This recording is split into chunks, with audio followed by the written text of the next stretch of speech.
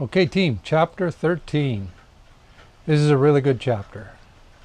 I'm going to read more of the text this time around. I find it to be very well written. Pierre's just come from this incident in St. Petersburg, comes to the house. He's received very poorly by these ladies who apparently are tending to the old count. And they're not too impressed by Pierre.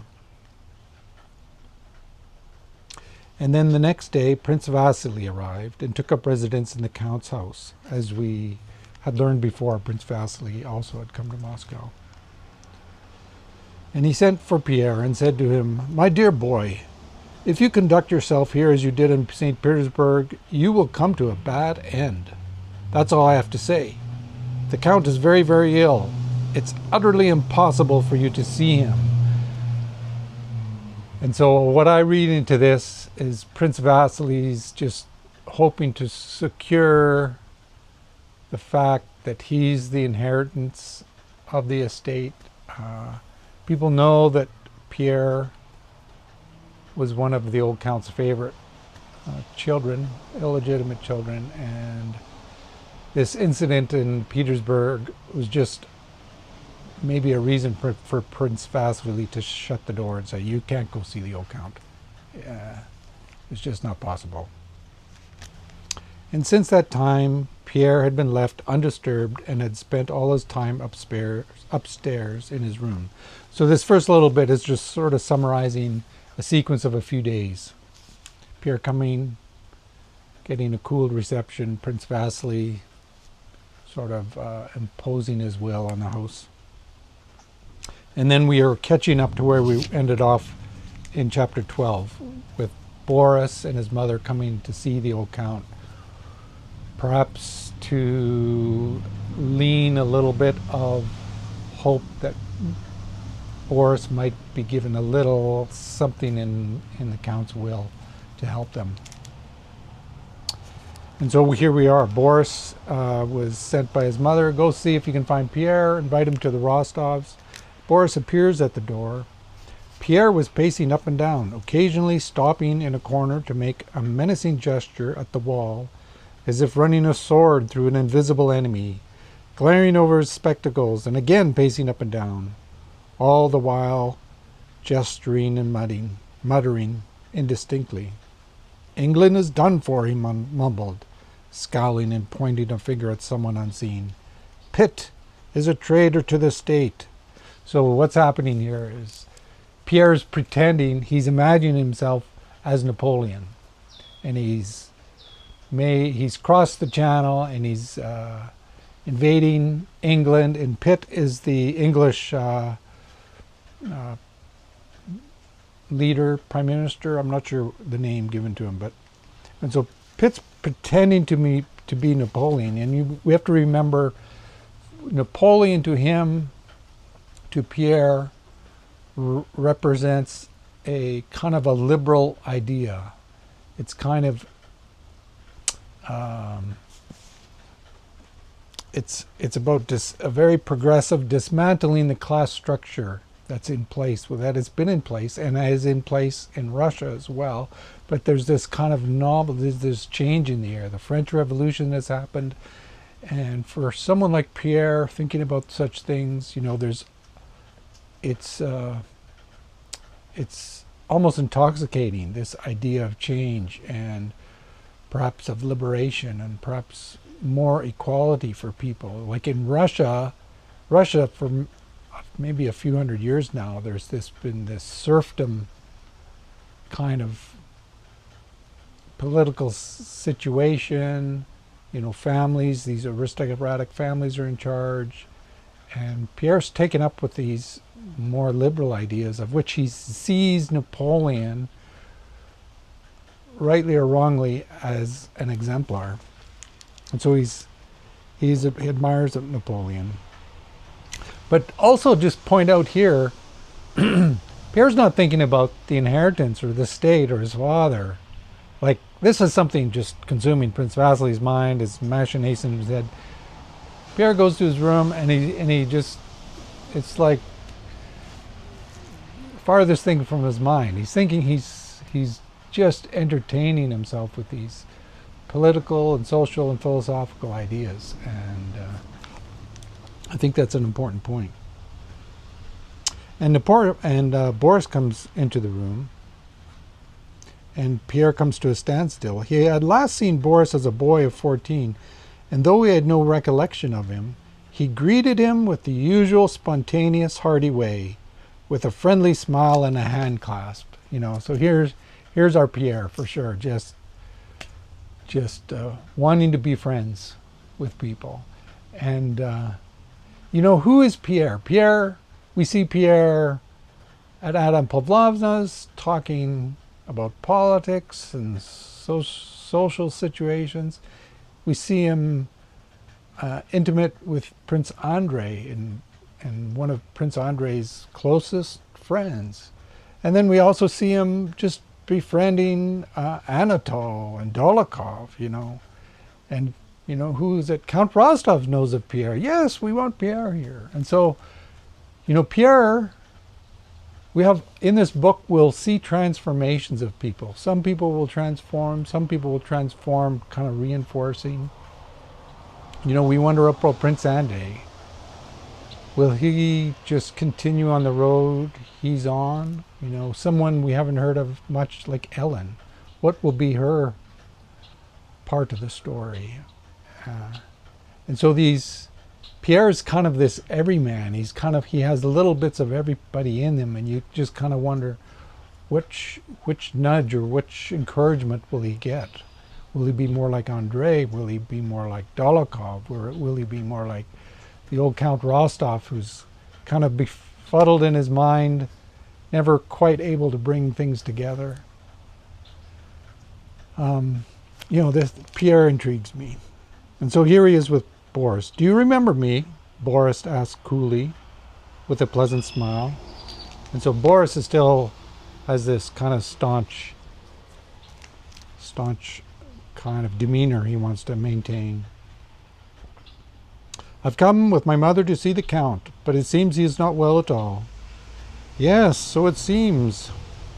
And people keep disturbing him, said Pierre, trying to remember who this young man was. And I don't think Pierre's talking about Boris and his mother here necessarily. He's just talking, this is what's happening. People keep coming, maybe to pay their respects to him, maybe as some sort of lever to see if they can get some money out of him. Boris felt that Pierre did not recognize him, but considered it unnecessary to introduce himself.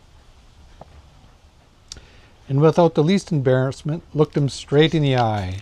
So you may remember, Boris all along has been presented as this kind of a little bit more self-confident, cool person. And he gives the invitation to Pierre to come to Count Rostov's dinner. Ah, Count Rostov, exclaimed Pierre with delight. Then you are his son. So he thinks he's Nikolai. And to think I didn't recognize you at first. Do you remember how we drove to the Sparrow Hills a long time ago? You are mistaken, said Boris deliberately, with an arrogant and slightly contemptuous smile. I am Boris, son of Princess Anna Mikhailovna. Rostov Senior is Ilya, the son is Nikolai. Pierre shook his head and waved his arms as if warding off a swarm of bees.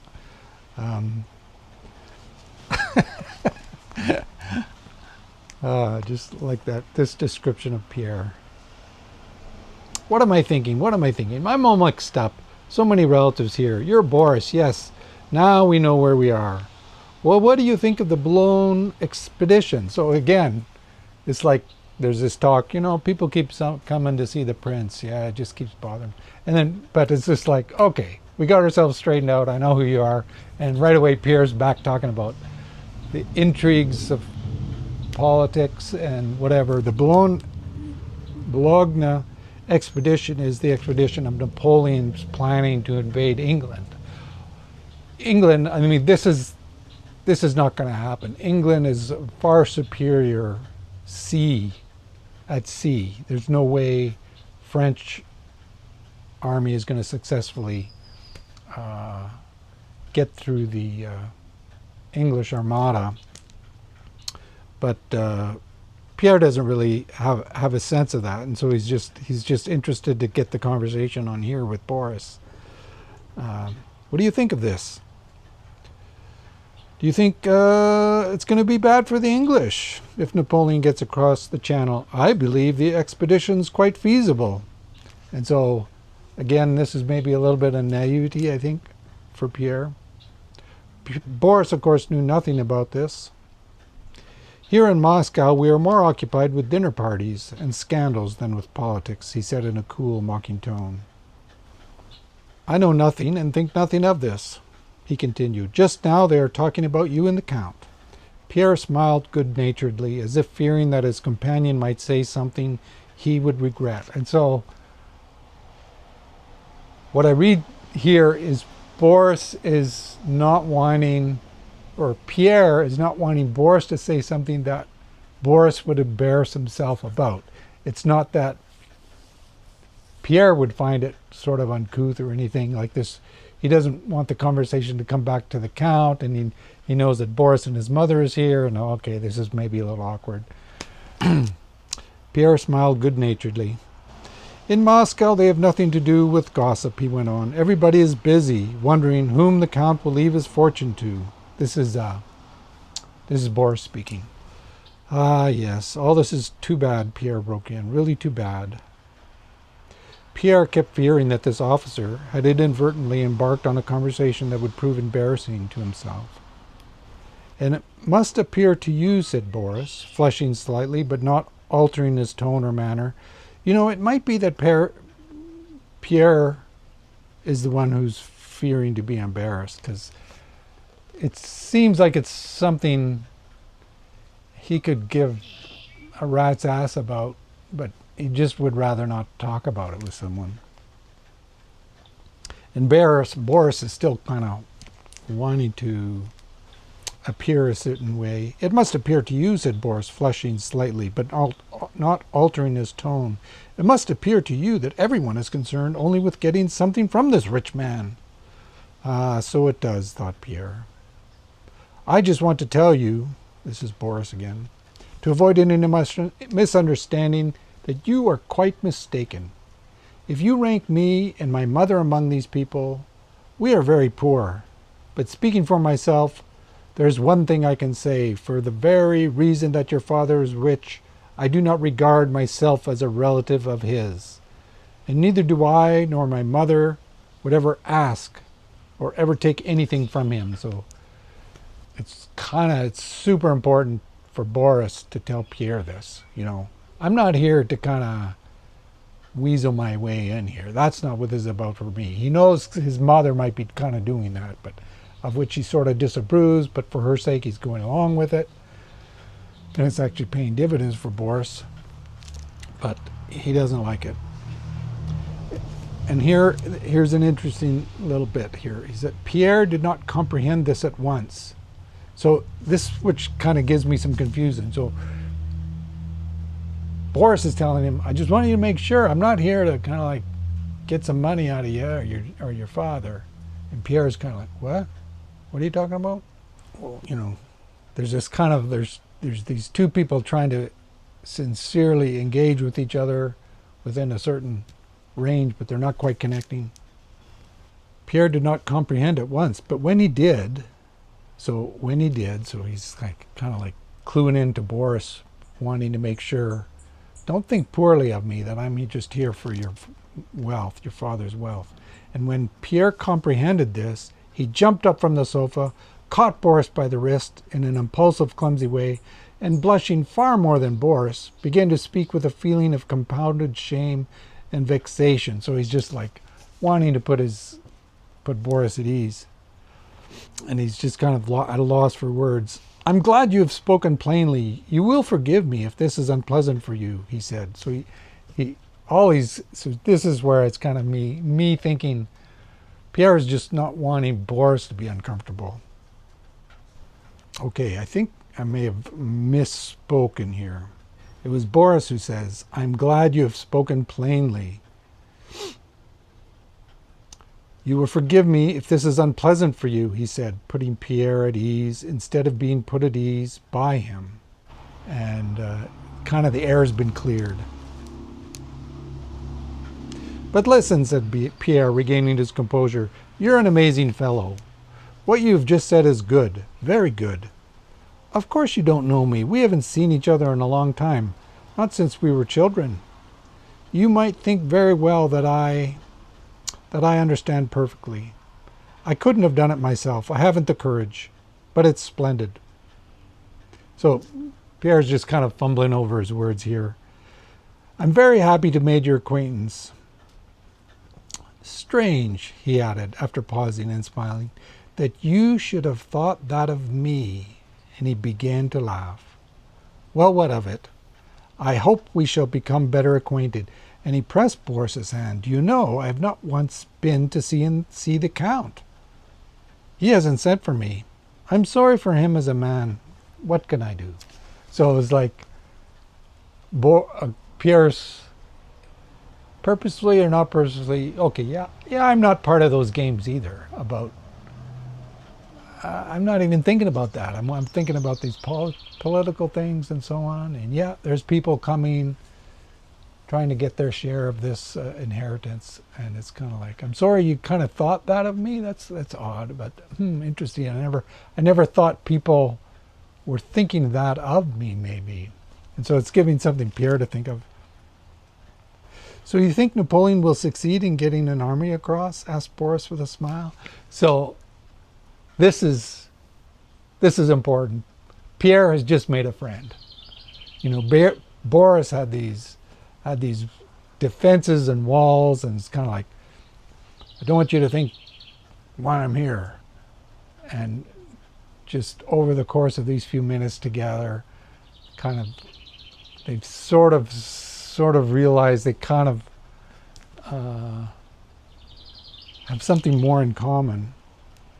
And Pierre realized he wanted to change the subject, and being of the same mind, commenced explaining the pros and cons of the Boulogne expedition. And then a little while later, Boris's mom's planning to go. Someone gets him. Pierre promises to come to dinner. In order to get better acquainted with Boris, and peering over his spectacles with a friendly look straight into his eyes, he firmly shook his hand. And when Boris had gone, Pierre again paced the room for some time, no longer tilting at imaginary foes, pretending he's Napoleon, but smiling at the recollection of that pleasant, intelligent, and resolute young man. And so Pierre admires him quite a bit. Hey, this is a cool dude. As often happens in youth, especially when one leads a lonely life, he felt an unaccountable tenderness for this young man and resolved to become friends with him without fail.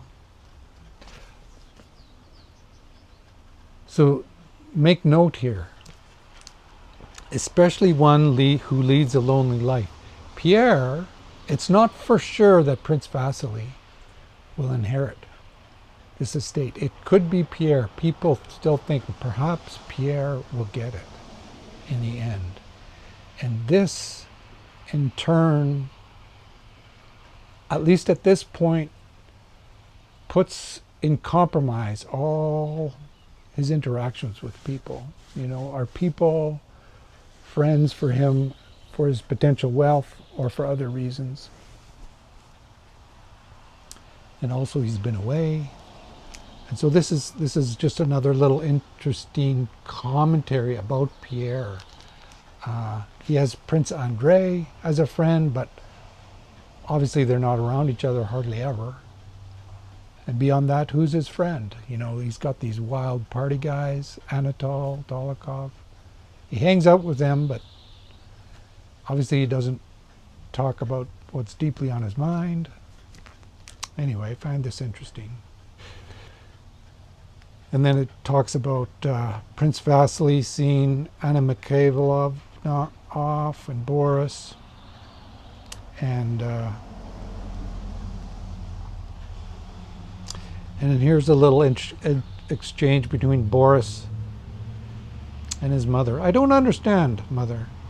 What is his attitude to Pierre? Asked the son. He's talking about the old count. So now it's kind of got his mind thinking. You know, he sees Pierre differently now.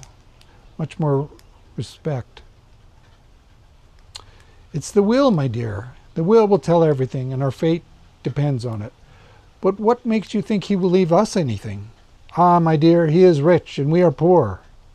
But that's hardly a sufficient reason, mother. Oh, my God, how ill he is, exclaimed the mother.